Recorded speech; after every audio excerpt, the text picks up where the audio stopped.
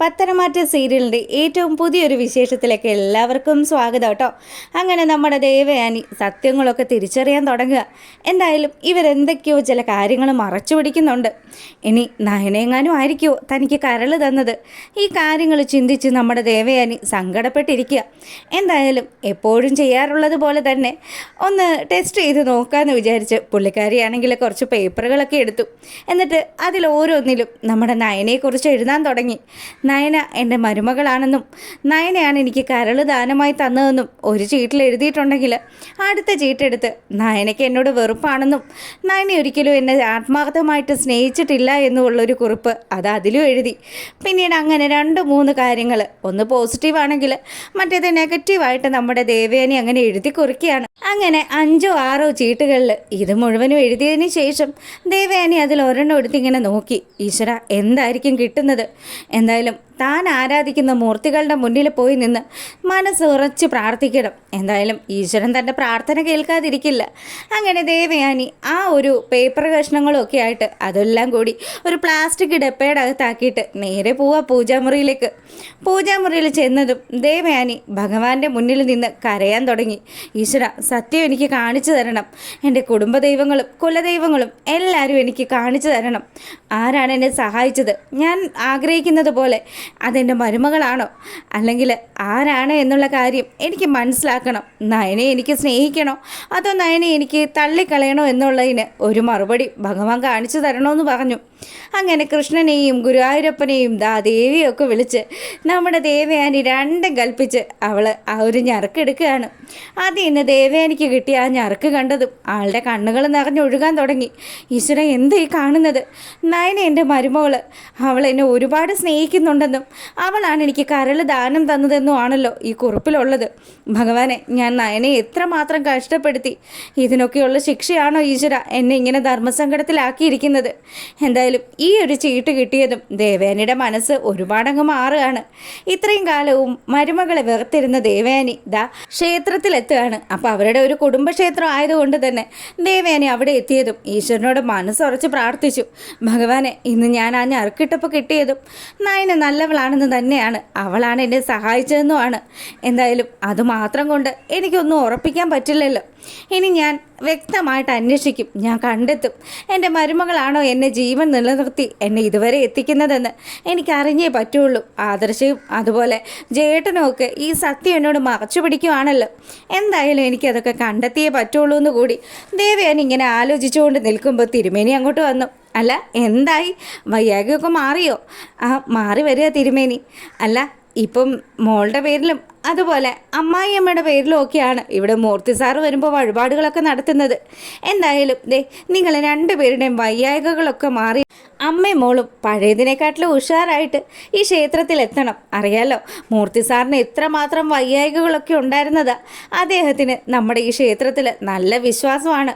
എപ്പോഴും പറയാറുള്ളത് പോലെ തന്നെ നമ്മളെപ്പോഴും വന്ദിക്കേണ്ടത് കുലദൈവങ്ങളെ, അല്ലാതെ ദൂരെയുള്ള ക്ഷേത്രത്തിൽ പോയി തൊഴുതെന്നോ പ്രഗത്ഭരായിട്ടുള്ള തിരുമേനികളെ കൊണ്ട് വഴിപാട് കഴിച്ചെന്നോ പറഞ്ഞിട്ട് എന്താ പ്രയോജനം?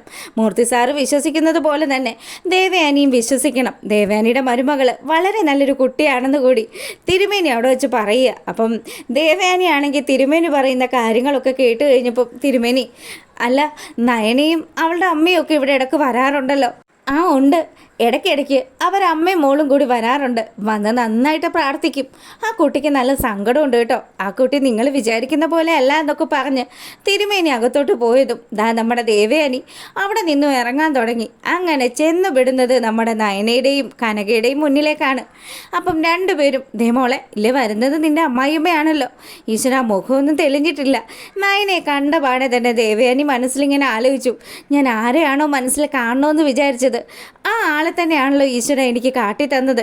എന്തായാലും ഇപ്പം ഞാൻ സത്യങ്ങൾ അറിഞ്ഞതായിട്ട് ഭാവിക്കേണ്ട. അപ്പം അതുകൊണ്ട് തന്നെ കുറച്ച് ഗൗരവത്തോടു കൂടി തന്നെ നമ്മുടെ ദേവയാനി നയനയുടെ അടുത്തേക്ക് വരിക.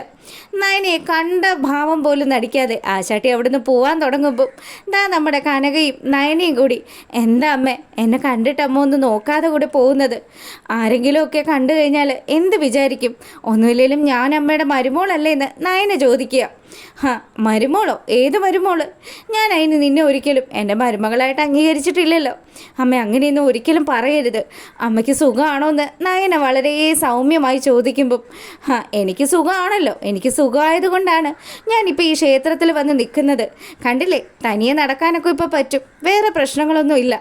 അങ്ങനെ വളരെ കർക്കശമായിട്ട് ദേവയാനി പറഞ്ഞ് അവിടെ നിന്ന് ഇറങ്ങാൻ തുടങ്ങുന്ന സമയത്ത് നമ്മുടെ ദേവയാനിക്ക് വലിയ വിഷമമുണ്ട്. എന്നാൽ കൂടിയും പുള്ളിക്കാരി തിരിഞ്ഞ് നോക്കുക നയനയുടെ ആ ഒരു അവസ്ഥ കാണുമ്പോൾ ദേവയാനിക്ക് നല്ല സങ്കടമുണ്ട്. ഒരു കാരണവശാലും താൻ ഇപ്പം കണ്ടെത്താൻ പോകുന്ന കാര്യങ്ങൾ മറ്റാരും അറിയരുത് എന്നുള്ളൊരു നിർബന്ധമുണ്ട് ദേവയാനിക്ക്. അങ്ങനെ ദേവയാനി നേരെ പോകുന്നത് ആശുപത്രിയിലേക്കാണ്. അപ്പം അവിടെ പുള്ളിക്കാരിക്ക് പരിചയമുള്ള ഒരു നേഴ്സിൻ്റെ അടുത്ത് ചെന്നിട്ട് സംസാരിച്ചു. അതെ സുരഭി, മറ്റാരും അറിയില്ല, നീ എന്നോട് ഇനിയെങ്കിലും സത്യങ്ങളൊന്ന് പറയാമോ എന്ന് ചോദിച്ചു. മേഡം, അതിപ്പോൾ ഞാൻ എങ്ങനെയാണ് മേഡത്തോട് പറയുന്നത്? മേഡത്തിനോട് എല്ലാവരും പറഞ്ഞില്ലേ ആ സത്യം മേഡത്തിനോട് തുറന്നു പറയാൻ പറ്റത്തില്ല എന്ന്? അതാ എനിക്കറിയേണ്ടത്. എന്തുകൊണ്ടാണ് നിങ്ങളൊക്കെ എന്നിൽ നിന്ന് അത് മറച്ചു പിടിക്കുന്നത്? ദയവേത് ഒരല്പമെങ്കിലും എന്നോട് സ്നേഹം ഉണ്ടെങ്കിൽ നീ അത് പറയണം. സുരഭി, നമ്മൾ തമ്മിലുള്ള ബന്ധം തുടങ്ങിയത് ഇന്നും ഇന്നലെ അല്ലല്ലോ. അതുകൊണ്ട് സത്യങ്ങൾ നീ എന്നോട് മറച്ചു വയ്ക്കരുത്. മാഡം, ഡോക്ടർ പോലും ഈ സത്യങ്ങൾ പറയാൻ മടിക്കുന്ന സമയത്ത് ഞാനായിട്ട് ഈ സത്യങ്ങൾ മാഡത്തോട് വെളിപ്പെടുത്തി കഴിഞ്ഞാൽ അത് വലിയ പ്രശ്നമാവും മാഡം. എൻ്റെ ജോലി തന്നെ ഒരുപക്ഷെ പോവും. ദയവ് ചെയ്ത് മാഡം എന്നെ സങ്കടപ്പെടുത്തരുതെന്ന് പറഞ്ഞു. ഇല്ല, അപ്പോൾ നീ പറയില്ലല്ലേ? നിൻ്റെ എല്ലാ പ്രശ്നങ്ങൾക്കും ഉള്ള പരിഹാരം ഞാൻ കാണാം. അതുകൊണ്ട് ദയവ് ചെയ്ത് നീ എൻ്റെ കയ്യിലിരിക്കുന്ന ഈ ക്യാഷ് വാങ്ങിക്കണം. 50,000 രൂപയുണ്ട്. തൽക്കാലം ഇത് പിടിക്ക്, ബാക്കി ഞാൻ നിൻ്റെ അക്കൗണ്ടിലേക്ക് ഇട്ട് തരാം. ഇതുമൂലം നിനക്ക് യാതൊരു പ്രശ്നവും ഉണ്ടാവില്ല. നീയാണ് എന്നോട് ഈ സത്യങ്ങൾ പറഞ്ഞതെന്ന് ഞാൻ ഒരു മനുഷ്യരോടും പറയത്തില്ല എന്ന് കൂടി ദേവയാനി പറഞ്ഞു. അങ്ങനെ സുരഭി സത്യങ്ങൾ പറയില്ല എന്ന് മനസ്സിലാക്കിക്കൊണ്ട് ദേവയാനി അവസാനത്തെ അടവെടുക്കുകയാണ്. എനിക്ക് മനസ്സിലായി, എനിക്ക് ആരാ കരൾ തന്നതെന്ന് എനിക്ക് വ്യക്തമായിട്ട് മനസ്സിലായി. സത്യം പറഞ്ഞാൽ എൻ്റെ മരുമകളല്ലേ എന്നെ ഇപ്പോൾ ജീവിതത്തിലേക്ക് തിരികെ കൊണ്ടുവന്നത്. ആ കാര്യമല്ലേ നിങ്ങളെല്ലാവരും ചേർന്ന് മറച്ചു പിടിക്കുന്നത്? മാഡം, നിങ്ങൾ എന്തൊക്കെയാ ഈ പറയുന്നത്? എനിക്കെല്ലാം അറിയാം സുരഭി. എനിക്കൊരു സംശയം മാത്രമേ ഉണ്ടായിരുന്നുള്ളൂ. ഇപ്പം എനിക്കത് ഉറപ്പായി. ആദർശും ജയേട്ടനും എല്ലാവരും എന്നിൽ നിന്ന് എന്തിനാ ഈ സത്യം മറച്ചു പിടിക്കുന്നതെന്ന്. അങ്ങനെ ദേവയാനി സത്യങ്ങൾ എണ്ണി പറയാൻ തുടങ്ങിയതും സുരഭിക്ക് പിന്നെ വേറെ മാർഗങ്ങളില്ല. അങ്ങനെ സുരഭി പറഞ്ഞു, മാഡം, ഇത്രയും സത്യങ്ങളൊക്കെ മാഡം മനസ്സിലാക്കിയ സ്ഥിതിക്ക് ഇനി ഞാനൊന്നും മറച്ചു പിടിക്കുന്നില്ല മാഡം.